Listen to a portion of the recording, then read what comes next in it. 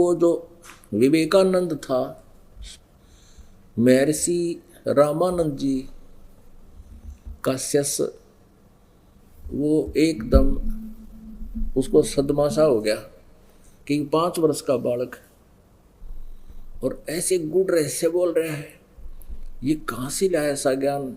लेकिन कहते हैं राज तजना सहज है और सहज तरिया का डे, मान बढ़ाई ईर्षा दुर्लभ तजनाइए।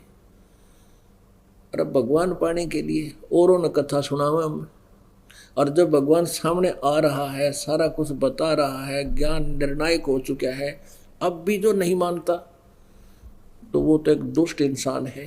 परमात्मा कबीर जी कहते हैं जानबूझ साची तजय और करे झूठ तने, ताकि संगत है प्रभु सोपन में भी ना दे। चातुर प्राणी चोर हैं और मूड बुगध है ठोठ, ये संतों के नहीं काम के, इनको देगल चोट। इतने प्रमाण देख के और जो नहीं मान रहे हैं वो श्रद्धालु, और फिर भी उन नकली झूठे गुरुओं के ऊपर आश्रित हैं। जो चोर है, चोर मीन सच्चाई को भी नहीं मानते, झूठा ज्ञान प्रचार कर रहे, झूठे गलत मंत्र दे रहे, 500 नाम काल के जानो, और उनके श्रद्धालु इतना प्रमाण देख के भी नहीं मान रहे हैं। तो उनके बारे में कहते हैं चातुर प्राणी चोर हैं और मूड मुग्ध है ठोठ, ये संतों के निकाम के, ये तो वही मरे रहे तो बढ़िया है, उनको देख कर जोट, उन्हीं के पास रहे रहे, ना मानते इतना कुछ देख कर भी। उन्हीं में से एक वो विवेकानंद था। विवेकानंद ने कहा कि तू कौन है, कौन जाति है तेरी, इस ज्ञान से कैसे परिचित है, और तूने तिलक कैसे लगा रखा है, वैष्णव साधु जैसा तिलक ला रखा परमात्मा ने 5 वर्ष के बालक ने। क्या तूने कोई दीक्षा ले रखी है कहीं से? परमेश्वर कबीर देव जी दुल्हा जाति में थे, प्रकट हुए थे, दुल्हा उठा ले गया था परमात्मा, शिशु रूप में प्रकट हुए थे, जिस कारण से वो धानक कहलाए थे। परमात्मा कहते हैं दुल्हाए का सुत आण कहाया, यु जगत करे मेरी ऐसी, साधु अवगत से हम चलाए, मेरा भेद मर्म ना पाया। हम तो उस स्थान से चल कर आए हैं जिसके बारे में कोई नहीं जानता। वेद भी नेति नेति कह देते, न इति न इति, हम वहाँ से चल कर आए हैं। और यहाँ धानक का पुत्र आण कहाया, यह जगत करे मेरी ऐसी, मुझे मेरा उपहास कर रहे हैं, मुझे पहचान नहीं रही है। तो उसने कहा कि तू कौन जाति का है, क्या तूने उपदेश ले रखा है? अब वो तो बोले नहीं परमात्मा, तब से उससे पहले वो सरोता जो थे वो कहने लगे तो नीरू जुल्हाए का पुत्र है, जो इस वो कहीं मिला था पड़ा हुआ, धानक का पुत्र है, जुल्हाए का कार्य करता है। तब विवेकानंद ने कहा क्या तूने उपदेश ले रखा किसी से? कि हाँ ले रखा है स्वामी जी। किससे ले रखा है? कि जिससे आपने ले रखा है। मैंने ले रखा है जी। मेरे गुरुजी पता कौन है? श्री श्री 1008 पंडित महर्षि रामानंद जी। वो तुम्हारे जैसे शूद्रों को तो निकट भी नहीं आने देते। देखो रे लोगों कितना झूठा है ये है। और गुरुजी को बताऊंगा, गुरुदेव को जाकर बताऊंगा कि तूने मेरा जीना हराम कर दिया, तूने हमारे गुरुदेव की बेइज्जती कर दी, वो ब्राह्मण है, तुम शूद्र है, फलान है, पता नहीं क्या क्या बकवास करी। अब हम थोड़ा सा शॉर्ट में करते हैं। परमेश्वर कबीर देव जी ने एक लीला की। कुछ ही समय पहले रामानंद जी 104 वर्ष के हो गए थे जब परमात्मा 5 वर्ष की आयु दिखा रहे थे। और सुबह सुबह पंचगंगा घाट पर दरिया में स्नान करने जाते थे, गंगा दरिया में। वहाँ पैड़ी बना रखी थी, पौड़ी बनी हुई थी पक्की। परमेश्वर कभी वो बखत से जाते थे, मुँह अंधेरा ब्रह्म मुहूर्त में सुबह सुबह। परमेश्वर ने 2.5 वर्ष के बालक का रूप धारण किया, पौड़ियों में लेट गए। रामानंद जी अंधेरे में नीचे उतर रहे थे। उनकी खड़ाऊँ यानी पैर के जूता, लकड़ी की खड़ाऊँ होती थी, पैर में पहना करते थे साधु। कबीर जी का शर्म लगी, लेटे हुए बच्चे के रूप में परमात्मा बालक की तरह रोने की लीला की। रामानंद एकदम झुके ऐसे और बच्चे को कहा बेटा मेरे से गलती से लग गया, मैंने देखा नहीं, राम राम बोल। सिर पे हाथ रखा, राम राम बोल। राम नाम से सब दुख दूर होते हैं। परमात्मा चुप हो गए और उनके गले में एक कंठी थी। एक वैष्णव साधु की एक पहचान है कि गले में एक तुलसी की लकड़ी की कमन का एक मणिया वो गले में एक धागे बांध लेते हैं, उससे पहचान होता है कि वैष्णव परंपरा से दीक्षित है। वो परमात्मा के गले में डल गई। परमेश्वर कबीर जी चुप हो गए, रामानंद जी स्नान करने लगे, अंतर ध्यान हो गए, अपने मुंह बोले माता पिता की झोपड़ी में आ विराजमान हुए। तो उस दिन उस परमेश्वर कबीर देव जी ने उसको कहा कि मैंने स्वामी रामानंद जी से उपदेश ले रखा जैसे आपने ले रखा है। तो कबीर परमात्मा जी को पकड़ के रामानंद जी के पास लाया गया। रामानंद जी अंदर अपनी कुटिया के सामने पर्दा लगा करके अंदर से बातें करता है और हजारों श्रोता दर्शक आगे बुला लिए थे उसने। उस नकली महर्षि विवेकानंद ने बुला लिए थे कि आ जाना, ये झूठा है, गुरु जी इसका डंडे मारेंगे हैं। और वो जो वास्तविकता थी वह बुला दी। वो क्या प्रश्न कर रहे थे, क्या बताना चाहते थे, वह बात खत्म कर दी कि ब्रह्मा विष्णु महेश नासवान है। अब पर्दा ला रखा था। अब रामानंद जी पर्दे के पीछे से प्रश्न करते हैं ये दिखाने के लिए कि मैं तो शूद्रों को निकट भी नहीं जाने देता, छूता भी नहीं, दर्शन भी नहीं करता इनके, क्योंकि ऐसा ना करे तो ब्राह्मण वर्ग नाराज हो जाए, फिर उनके कोई चेले रहे को नहीं। इसलिए ड्रामाबाजी करनी घनी जरूरी होती है इनके लिए।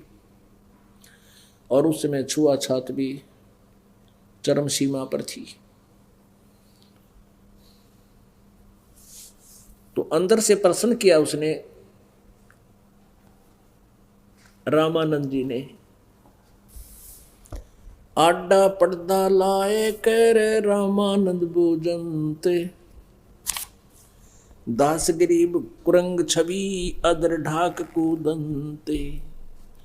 अब गरीबदास साहिब जी जिसको परमात्मा का साक्षात्कार हुआ था, उन छुड़ानी वाले गरीबदास जी ने परमेश्वर का साक्षात्कार होने के बाद ऊपर सतलोक में परमेश्वर उनको लेकर गए, सच्चाई से परिचित कराया। उसके बाद उन्होंने परमेश्वर की महिमा आंखों देखी, वर्णित की।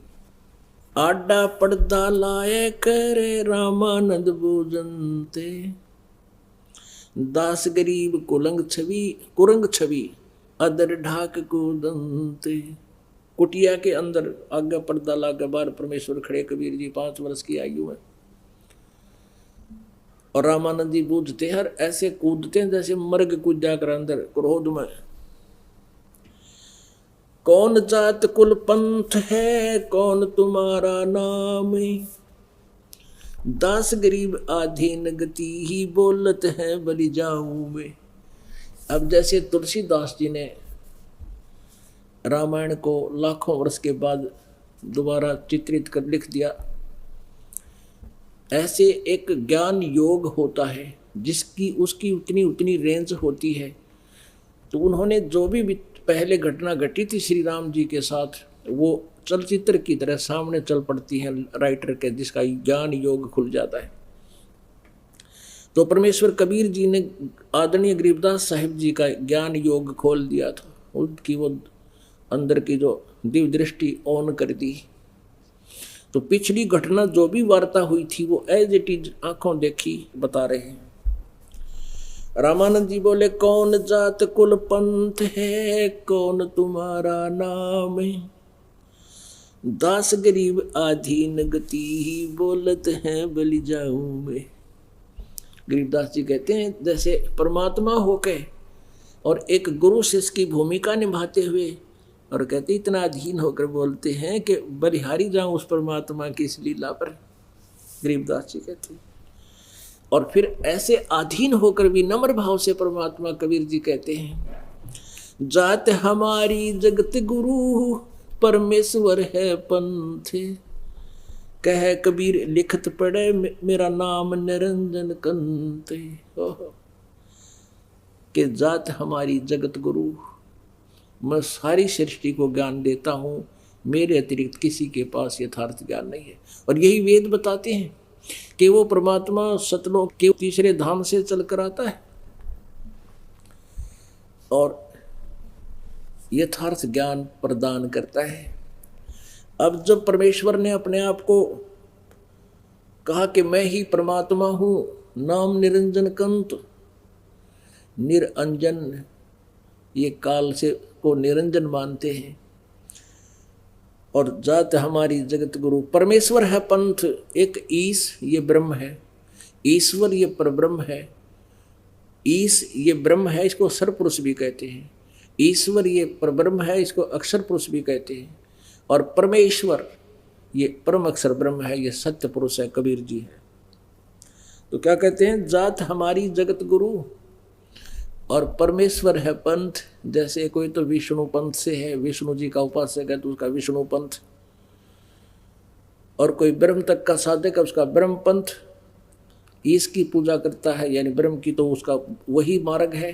तो कहते हैं मेरा परमेश्वर है पंथ, मैं उस परमेश्वर परमात्मा पूर्ण ब्रह्म वाला मार्ग है हमारा। अब रामानंद जी बड़ा दुखी हुआ कि परमात्मा तो निराकार है और ये अपने आप को भगवान बता रहा है।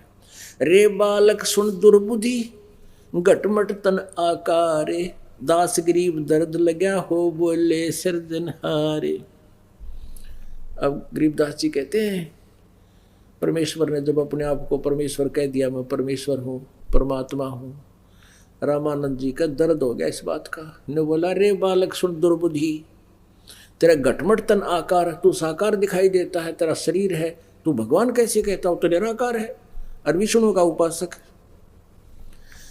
हमने सभी ने ऐसे ही एक कुएं का पानी पी रखा था पहले, हमारे मोतिया बंद हो रहा था सभी के अज्ञान रूपी। कहते हैं दास गरीबदास जी कह रहे हैं उसको दुख हुआ इस बात का जब परमेश्वर ने अपने आप को सृजनहार बताया। और कैसी घटिया बातें की रामानंद जी ने, तुम मोमिन के पालवा तेरा जुल्हे के घर बासे, दास गरीब अज्ञान गति एकता दृढ़ विश्वास, मान बड़ाई छोड़ करे बोलो बालक बहन, बहन माने वचन, दास गरीब अदम मुखी एकता तुम गट फैन। रामानंद जी यूँ क्या करे ना, तुम मोमन के पालवा, तुम एक मुसलमान के घर तेरा परवरिश हुई और तू अपने आप को भगवान कहता, यानी इतने निम्न सत्र की बातों पे आ गया रामानंद। और फिर कहता मान बड़ाई छोड़कर सच्ची बता बालक, तर्क तलु से बोलते रामानंद सुरज्ञाने, दास गरीब कुजात है आखिर नीच निदान। कितने घटिया शब्द प्रयोग किए कि तू आखिर में कुजात है, तेरी माँ का बेरा ना, तेरे बाप का पता ना, तेरे कुल का पता नहीं, कुजात पड़ा पाया था तू। अपने आत्माओं कलेजा मुंह को आता है, हम इतने नालायक बना दिए इस काल ना, अपने पिता को ऐसे बोल रहे हैं। अब ये काल आनंद ले रहा जब हमारी आपस में हम एक दूसरे के दुश्मन बनकर अपने परम पिता से भी दूर रहते हैं, उसकी तरफ मुंह भी नहीं करते, यूँ तो देवताओं की पूजा छुड़वाता है काल, इसी तरह हमें यहाँ फंसाए रखता है। अब क्या कहते हैं अपनात्मा, हमने ये देखना है कि रामानंद ऐसी कटु शब्द बोल रहा है और यहाँ गुरु शिष्य की मर्यादा ऐसे हो, और परमात्मा इस हमें एक रिहर्सल करके बता रहे हैं, एक एग्जाम्पल कोड कर रहे हैं। आप आरती आप साजे, आप किंगर आप बाजे, आप ताल झांझनकारा, आप नचे वो आप देखना रहा, आप भगवान, आप एक जगत गुरु तत्वदर्शी संत बनकर प्रकट हुए, वहाँ से चल कर आए। आप ही सुयोग्य शिष्य की भूमिका निभा रहे हैं और स्वयं ही एक अच्छे नागरिक की, एक कर्मठ व्यक्ति की भूमिका की मालिक ने कहा कि ऐसे रहो जैसे मैं रह रहा हूँ, अपना हाथा काम करो, किसी का आश्रित मत रहो, विश्वास मालिक पर रखो, देखना तुम्हारे कितने ठाठ करूँगा।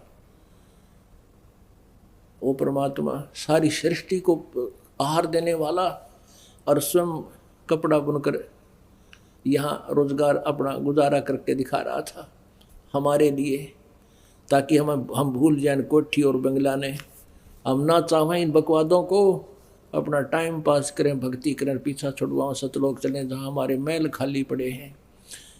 और उनका तो वर्णन नहीं क्या साथ जा सकता, जिन अच्छे स्थानों को तुम छोड़कर यहाँ आ गए हो। अब क्या बोलते हैं, मैं के बदन खुलासे करे सुन स्वामी परवीन, दास गरीब मनी मरे मैं आजिज आधीन। कति हाथ जोड़कर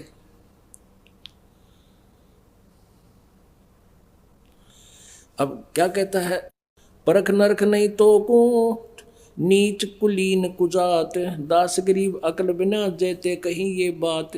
अब रामानंद जी तो ऐसी कटु बातें कह रहा है, परमात्मा क्या बोले, विनम्र होकर के, जैसे कहते हैं गुरु जी के सामने शिष्य का कैसा बर्ताव हो, बहुत विनम्र भाव से क्या क्या कहते हैं, मैं के बदन खुलासे कह रे सुन स्वामी परवीन, दास गरीब मनी मरे मैं आजिज आधीन। कि मेरे जो है ना परमात्मा बड़े यानी आधीन गति से बोलते हैं।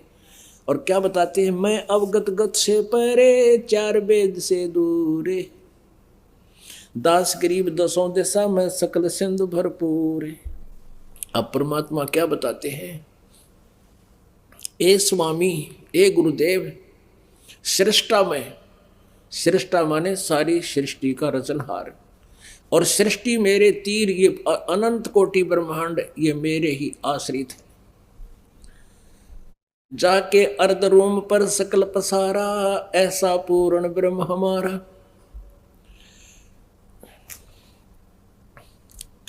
मैं अवगत गत से परे, मैं अविगत हूं जिसकी गति तुम नहीं जानते, और चारों वेद भी ये कहते हैं उसके बारे में किसी तत्वदर्शी संत से पूछो, मैं वो भगवान हूं। कबीर भगवान कहते हैं, मैं अवगत गत से परे चार वेद से दूरे, दास गरीब दसों दिशा सकल सिंधु भरपूरे। सकल सिंध भरपूरे हूँ खालक हमरा नाम, दास गरीब अजात हूँ तै जो कहा बलि जाऊँ मैं।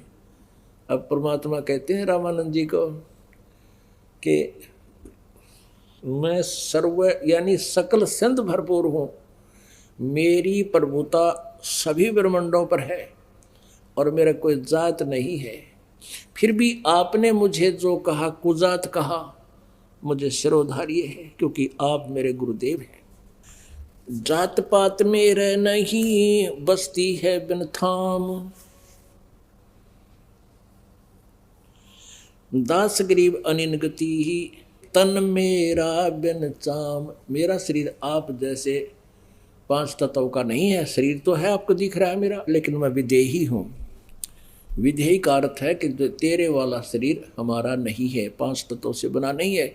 इसी प्रकार यजुर्वेद अध्याय नंबर 40 के मंत्र 8 में कहा कि वो कबीर मनीषी सप्रियागात शुक्रम अकायम अवर्णम असनाविरम, वो परिभू स्वयंभू व्यवधाता शाश्वती भय शुक्रम अकायम असनाविरम। अब देखो अकायम शब्द पर्याप्त था, यदि भगवान निराकार होता तो।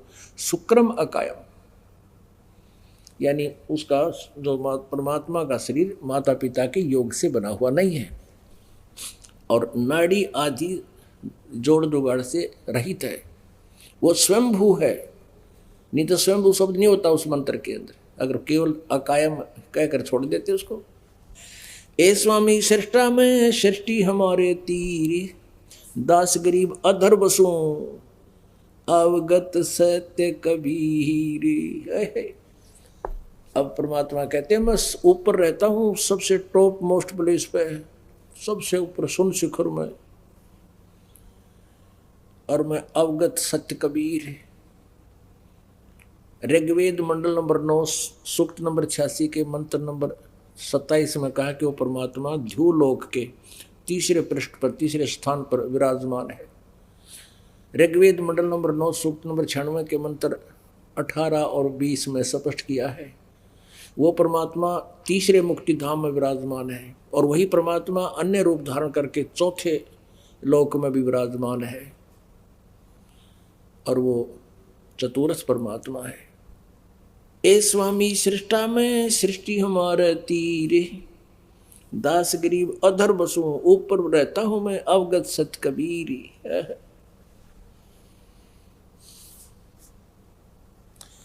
सुन रामानंद राम में मैं बावन नरसिंह, दास गरीब सर्व कला मैं ही व्यापक सर्वंग।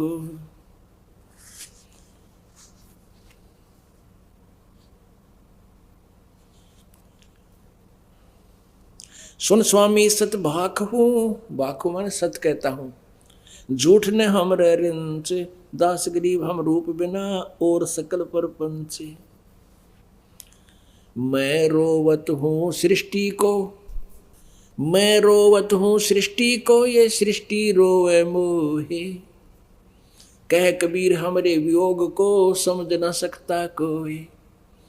ये मेरी बच्चे प्यारी आत्मा, हे भगवान, हे परमात्मा, हे भगवान हमें मिलो, हमारा दुख दूर करो, हमारे ऊपर सब आपत्तियां टालो हमारी। हे समर्थ प्रभु हमारी सुध लो। सृष्टि यानी जनता तो मुझे ढूंढ रही है और मैं इन्हें ढूंढ रहा हूँ कि मैं भगवान हूँ, मैं परमात्मा हूँ, मैं वो कबीर अंगारी हूँ जो पाप नाशक भगवान है, तुम्हें सर्व सुखदायक हूँ। पर इस काल के अज्ञान विधान से ये मेरे बच्चे मुझे पहचान नहीं रही। मैं रोवत हूँ सृष्टि को, या सृष्टि रोवे मोहे। कह कबीर हमारे वियोग को समझ ना सकता कोई। अब ऐसा उल्टा कर दिया काल ने हमें आपस में, हमारे वियोग ने। अब ये कोई ना ये समझ नहीं पा रहे। और मैं समझाना चाहता हूँ, इन्होंने भगवान की डेफिनेशन और बना दी निराकार निराकार करके। अब रामानंद जी ने सोचा भाई इतनी मजबूती यानी कॉन्फिडेंस से अब क्या बता रहे कि गोता लाऊं स्वर्ग में, गोता मारूं स्वर्ग में, जा बैठूं पाताल, और कह कबीर ढूंढता फिरूं अपने हीरे मोती लाल। अच्छी अच्छी आत्माओं को ढूंढता हूं, जैसे ऋग्वेद मंडल नंबर 9 सूक्त नंबर 86 के मंत्र 26 में कहा कि वो परमात्मा कबीर देव साधना करने वाले साधक भक्तों की के दुखों का निवारण करता है, उनके संकटों को मर्दन करता है और उनको निर्मल करता है, फिर उनको प्राप्त होता है। और वो परमात्मा अच्छी आत्मा को, श्रेष्ठ आत्मा को, श्रेष्ठ अच्छे भगत को मिलता है, अच्छी आत्मा को मिलता है। वो हीरे लाल होते हैं उस परमात्मा की। और वही भगवान कहता है गोता मारूं स्वर्ग में और जा बैठूं पाताल, और कह कबीर मैं ढूंढता फिरूं अपने हीरे मोतीलाल। अच्छी अच्छी आत्माओं को ढूंढ रहा हूं, क्योंकि परमात्मा 600 वर्ष पहले आए थे और उस समय लीला करते ही उनमें गुण है ऐसा, वो ऐसा ही करते हैं जो वेद गवाही दे रहे हैं। और वो इसलिए करते हैं कि उस समय, क्योंकि वो समय था अशिक्षित जनता थी, केवल एक वर्ग ही शिक्षित था जिसको ब्राह्मण कहा करते थे, और ब्राह्मण इस अध्यात्म ज्ञान से अपरिचित थे। सतयुग से लेकर आज तक अपरिचित है वो ब्राह्मण, और आज भी हैं इस दास के ज्ञान के अतिरिक्त। ज्ञान परमात्मा का है कबीर जी का, दास को उन्होंने समझाया है, उन्हीं की इन सब सदग्रंथों में लिखा हुआ था, जो दास ने केवल आपके समक्ष किया है, रूबरू किया है।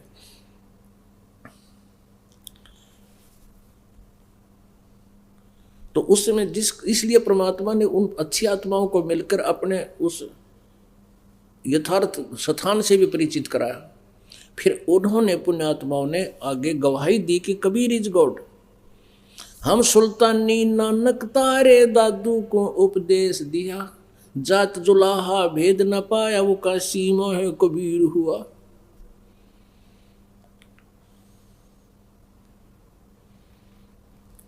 जाको कहते कबीर दुलाहा, सब गति पूर्ण अगम अगाहा। अब गरीबदास जी ने कलम तोड़ में मांगा रखी भगवान की। अब रामानंद जी ने सोचा ये इतना कॉन्फिडेंस से बात करे है, बड़ी इसकी बातों में दम है। उसने सोचा बाद में विस्तार से जानकारी लूंगा। तो कहा कि बच्चा तू बैठ जा थोड़ी देर में, पूछा पहले अपनी पूजा कर लो। वो मानसिक पूजा करता था, जैसे स्वप्न होता है ना, ऐसे भगवान विष्णु की काल्पनिक मूर्ति बनाता था, फिर उनको स्नान कराता था। पहले कर्मकांड होता है ये। शालिग्राम की पूजा जैसे करते हैं, मूर्ति होती है, उसके कपड़े पहले वाले उतार देते हैं भगवान विष्णु जी की मूर्ति के, नवाते हैं अच्छे स्वच्छ पानी से, फिर वो कपड़े पहना देते हैं स्वच्छ धोए हुए, माला डाल देते हैं कंठी, और फिर मुकुट रख देते हैं ऊपर, तिलक लगा देते हैं, फिर वह पूजा, फिर उसकी आरती उतारते हैं जब सारा श्रृंगार हो ले भगवान का। उस दिन रामानंद जी ऐसे काल्पनिक, आगे पर्दा लगा हुआ है गेट पे, अंदर बैठा है और कल्पना कर रहा है, कोई मूर्ति बाहर दिखाई नहीं देती, जैसे स्वप्न में हुआ करे। नवा दिए भगवान, कपड़े परा दिए हैं, सोच कपड़े पहना दिए, तिलक लगा दिया, मुकुट रख दिया। वह कंठी गालनी भूल गया, कंठी गले में डालनी भूल गए। अब कंठी नारी दिखा, स्वप्न में जैसे होता है कि कंठी कौन भगवान के गले में, माला नहीं है। अब कर्मकांड का विधान है कि मुकुट रखने के बाद उस दिन मुकुट नहीं उतार सकते सारा दिन, और कंठी नहीं डली तो इनकम्प्लीट पूजा, इनकम्प्लीट रहेगी, लाभ मिले नहीं। रामानंद जी ने कोशिश करी मुकुट के ऊपर कर डाल दूं, जैसे स्वप्न में हो जाकर ऐसे। वह स्वप्न में, वह मुकुट में माला अड़गी, अंदर नीचे नहीं जा चुकी, नीचे नहीं जा सकी। रामानंद जी बहुत चिंतित हुए, हे भगवान, आज पहली बार यह बिजली गिरी है, आज पहली बार धोखा लग गया है, मुझसे क्या गलती बन गई। यानी भगत तो फिर एक एक दिन की गिनती करता है, एक एक श्वास की गिनती करता है। आज मेरी कैसे पूजा खंडित होगी, ये भगवान कौन सा पाप मेरा आगे अड़ गया।